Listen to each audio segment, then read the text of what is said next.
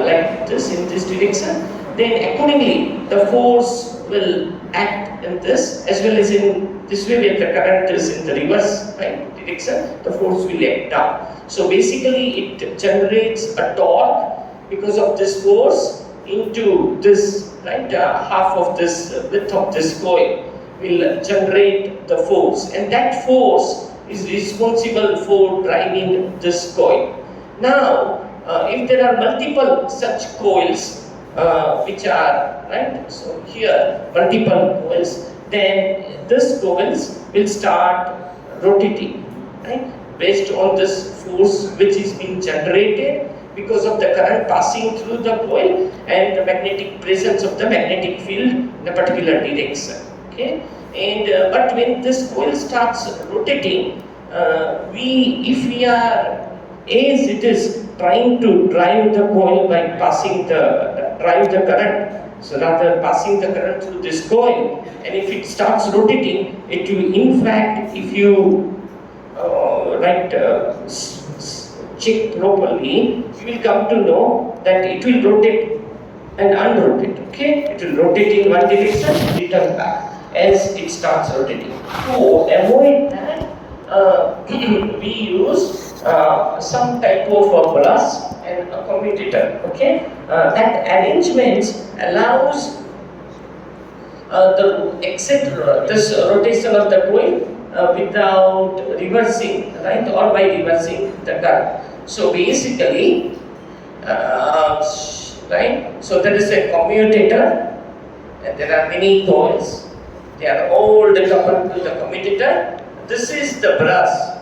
The brass is spring acting, and it just ensures a contact between the current driving, this input, and the commutator.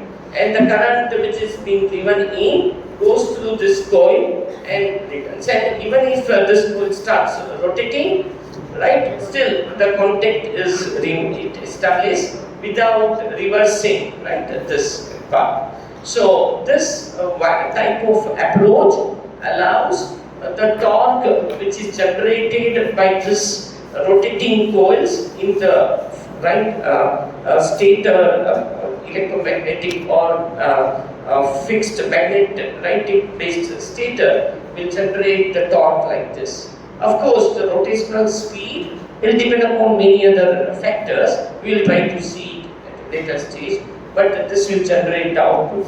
How the construction looks like?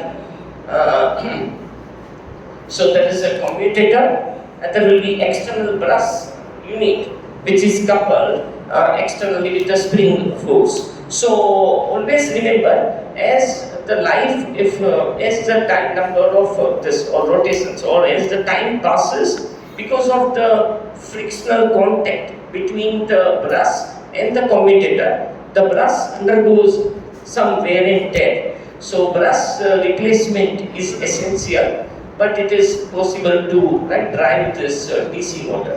And this is the rotor part, rotor of the DC motor.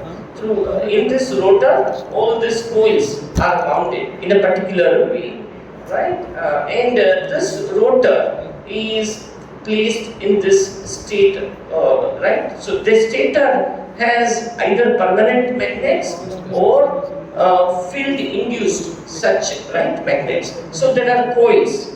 The coils can also allow us to produce the magnetic field, or permanent magnets are placed. Okay, so this is the stator part. Stator, as the name suggests, it remains stationary, and the rotor, as the name suggests, it starts rotating.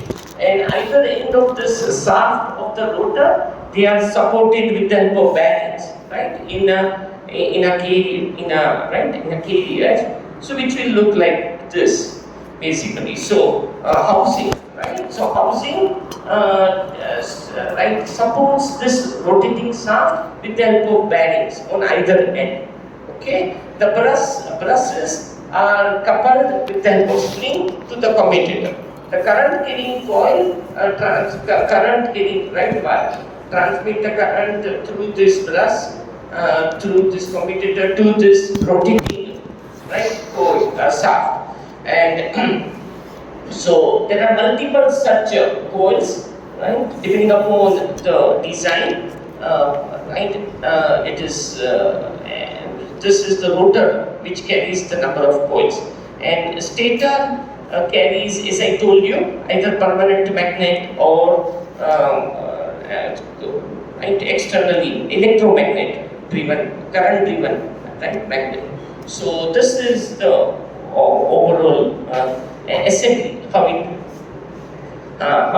looks like. It's an assembly. Of course, when we use the DC motor, we do not go into details of this, but we will assemble, we will integrate this DC motor by coupling this housing, right, with the like some other external, right, device, and coupling this shaft to the, right, pump. Let's say hydraulic pump has to be rotated, then hydraulic pump will be coupled, the shaft of this hydraulic pump will be coupled to the shaft of this motor. So how do we couple them?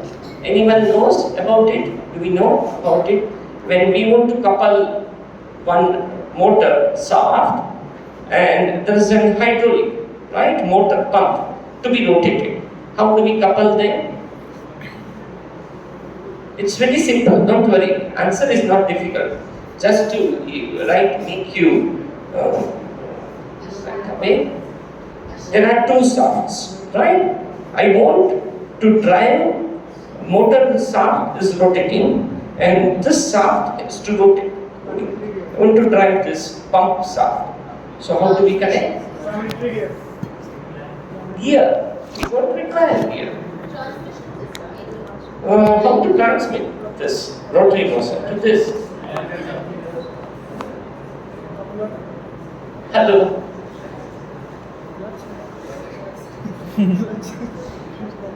Do you know the answer? Last. No? Very easy to say. No. Okay? But something, think, how do we drive? Okay, I'll draw the picture, and if you can.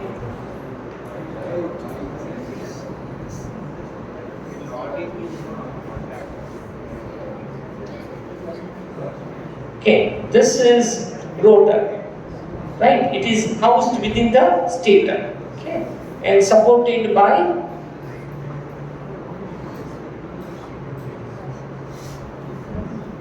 rotor house within the right bearings. So when it rotates, stator remains as it is, supported by bearings. And I want to connect pump.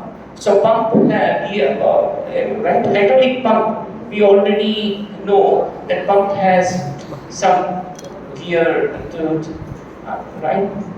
And it carries the fluid, and pumps it out, sucks the fluid from inside,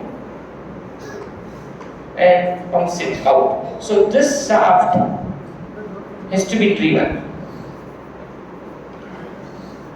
Of course, the picture is it, right? So this is the shaft, the pump shaft is to be driven. How do I connect these two? Is my question, right? As simple as that. So what I do is, I'll give you a hint. Of course, I'll draw the shaft almost the similar size, not pump. Okay.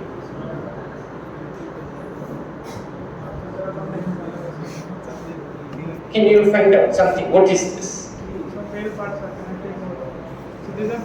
Okay, I'll add one more component. Yeah.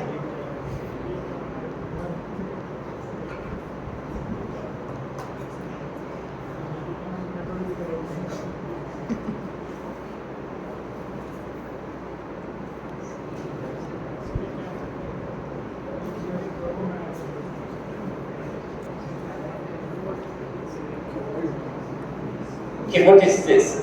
So this is known as a key. Key is placed here. Very simple. Don't worry.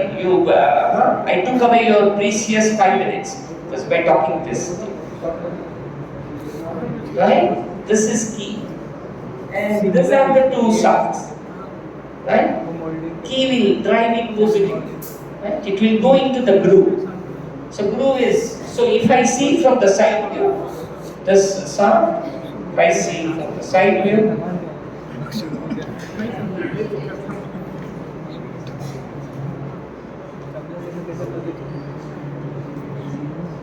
right, that is the key. तो sir बोलते So sir from the बहुत side, यही use करते हैं so that is a groove. Side view, I am seeing from the side view. It has a groove over here. Okay, this groove. So I place the key here. So this key,